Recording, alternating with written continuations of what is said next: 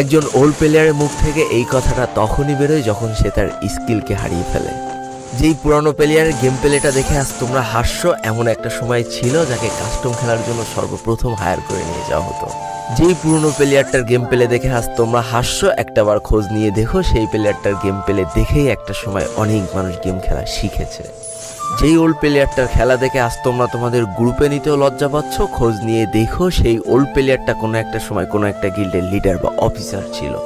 যেই ওল্ড প্লেয়ারটা আজ তোমাদের রিভাইভ দিতে যেতে ভয় পাচ্ছে, মনে রেখো একটা সময় ছিল যখন এই প্লেয়ারটাই পুরো মাঠ একা ফাঁকা করে বুইয়া নিয়ে আসতো।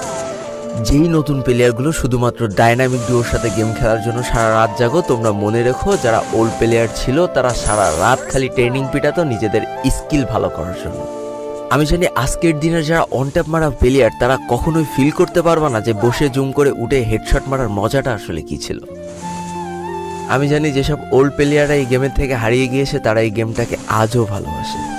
জীবনে এমন হাজারো ওল্ড প্লেয়ার আছে যাদের ফ্রি ফায়ারই ছিল জীবনে প্রথম রাত জাগার কারণ। আমি জানি এমন হাজারো ওল্ড প্লেয়ার আছে যাদের রেজাল্ট খারাপ করারও প্রথম কারণ ছিল এই ফ্রি ফায়ার। আজকের দিনের নতুন প্লেয়াররা উচ্চস্বরে বলে আমি ফ্রি ফায়ার গেমটাকে প্রচুর ভালোবাসি, আর যারা ওল্ড প্লেয়ার ছিল তারা বলতো ফ্রি ফায়ার আমার ইমোশন। একটা না